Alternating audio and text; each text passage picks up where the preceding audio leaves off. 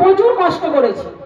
তখন আমাদের না আছে কোনো স্কলারশিপ ছিল না, কোনো আমরা স্কলারশিপ আমরা পেতামই না। কেন পেতাম না? তখন শুধুমাত্র এসসিদের জন্য ছিল, তাও এসসিরা পরিপূর্ণভাবে পেত না। একটা ফর্ম ফিল আপ করতো, ফর্ম ফিল আপ করা কতদিন পর তবে সে সেই টাকাটা, অল্প কিছু সংখ্যক টাকা পেত। কিন্তু আজকে আমাদের বাড়ির মেয়েদের পড়াশোনা করার জন্য তৃণমূল সরকার, আমাদের মা মাটি সরকার, মমতা ব্যানার্জি প্রকল্প চালু করলো, কি না কন্যাশ্রী প্রকল্প, যেখানে মেয়েরা তারা এগিয়ে যেতে পারে, তারা অনেক দূর পড়াশোনা করতে পারে। আজকে একটা মেয়ের বিবাহের সময় আমাদের বাবা মায়েরা অনেক কষ্ট করতো যে কিভাবে আমরা মেয়ের বিয়ে দেব, কোথায় টাকা পয়সা পাবো। সেখানে কিন্তু এই মা মাটি সরকার সেটা আরম্ভ করলো রূপশ্রী।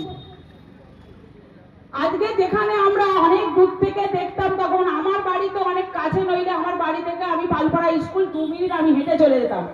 আমাদের দেখা কোথায় চৌরাস্তা, মৌবেশিয়া কালীতলা থেকে আমাদের সঙ্গে যারা পড়তো তখন পায়ে হেঁটে আসতো, তারাও কিন্তু পায়ে হেঁটে যেত, রাস্তা ছিল না। বামফ্রন্টের আমলে বামফ্রন্টের নেতারা কি করতো, ইটের রাস্তা পারতো, হাফ ইট তো তাদের বাড়িতেই ঢুকিয়ে নিত।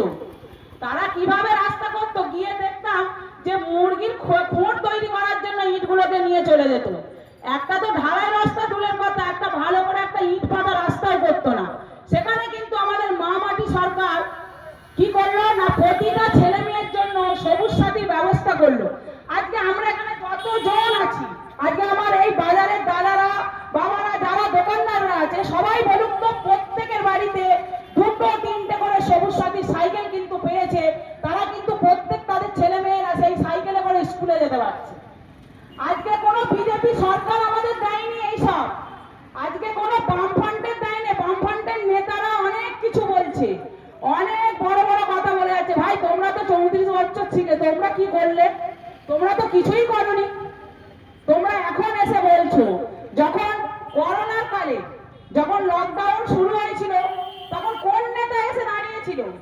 কোনো নেতা এসে দাঁড়ায়নি, কোনো বামফ্রন্টের নেতা এসেও দাঁড়ায়নি, কোনো বিজেপির নেতা এসেও দাঁড়ায়নি, কোনো ভাইজান এসে দাঁড়ায়নি। আমি লোকসভা ভোটে আমি দেখেছিলাম যারা বামফ্রন্টের সমর্থনে ছিল, গলায় একদম লাল ফেটকির মতো বেঁধে একদম দেখছি রাস্তাতে ঘুরছে, সুপারি বাগান, তালতলা, বেলতলাতে মিটিং করছে, দেখি না তারা একদম গলায় ফেটকি পরে ঘুরছে।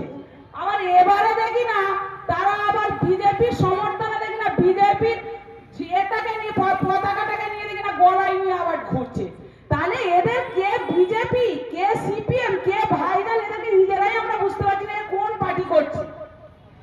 আজকে বামফ্রন্ট বলছে, ভেতরে ভেতরে সে গিয়ে দেখুন মিটিংয়ে, বামফ্রন্টের মিটিংয়ে যত বিজেপির মালগুলোই বসে আছে। তারা কখন যাচ্ছে বামফ্রন্টে মিছিলে, কখন বিজেপির মিছিলে, আবার কখনো ভাইজানের মিছিলে।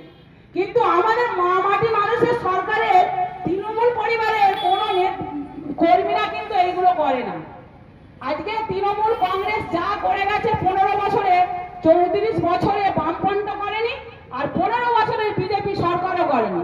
বিজেপি সরকার তো অনেক রকম কথা বলে গেল, যত গ্যাঁজাখোর, মদখোর, এখোর তারাই হচ্ছে বিজেপি। তারা কি কথা বলেছিল? বিজেপি যখন শাসনকালে যখন মশলাতে বসলো তখন বললো, আমি প্রত্যেকটা মা বোনের অ্যাকাউন্টে, ছেলে মেয়েদের অ্যাকাউন্টে সব 15 লাখ করে টাকা ঢোকাবো।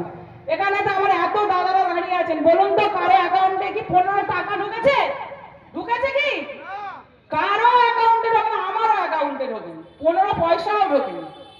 তারা আবার এখন কি বলছে যে আমরা অন্নপূর্ণা ভান্ডার করে দেব, প্রত্যেক মাসে প্রতিটা মায়েদের বোনেদের অ্যাকাউন্টে 3000 করে টাকা ঢোকাবো। আরে ভাই তোরা ক্ষমতায় এনে কেন করবি? তোরা তো আছিস মসনদে বসে, তোরা তো সবার মসনদে বসে আছিস, তোরা কেন চালু করিনিস? আমাদের তো সেই 150 টাকার চপ্পল আর 250 টাকার শাড়ি সেই মমতা ব্যানার্জি, সে কিন্তু সেই প্রথম থেকে লক্ষ্মীর ভান্ডার চালু করলো 500 থেকে 1000, 1200, 1700, 1500, সে তো কিন্তু বন্ধ করছে না।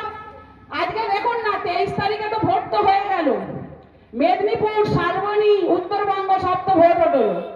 অন্নপূর্ণা ভান্ডারের ফর্মও ফিল আপ করলো বিজেপির নেতারা, যারা দুঃসময়ে কোথাও নেই। তারা এখন বলছে আমরা ক্ষমতায় এলে অন্নপূর্ণা ভান্ডার দেবো। ফর্ম ফিল আপও করেছে,